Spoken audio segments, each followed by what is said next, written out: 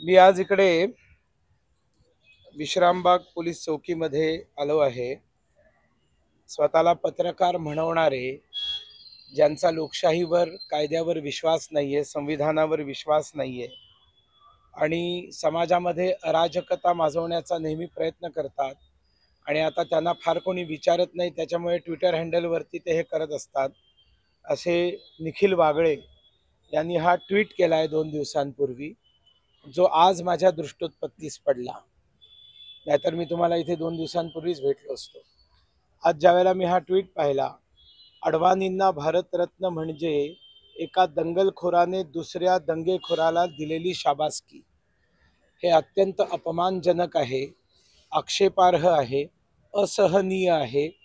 आणि अडवाणीजींना दंगेखोर म्हणणं आणि पंतप्रधान नरेंद्र मोदींना त्यांनी हॅशटॅग केलेला आहे, याचा अर्थ ते देशाच्या पंतप्रधानांना दंगेखोर म्हणतात, दंगलखोर म्हणतात।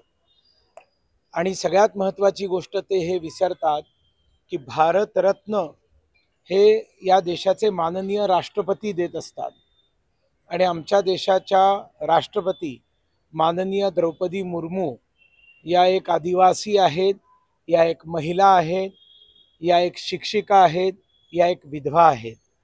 तर अशा आमच्या राष्ट्रपती, त्या राष्ट्रपतींचा देखील त्यांनी भयंकर अपमान केलेला या ट्विटमधनं।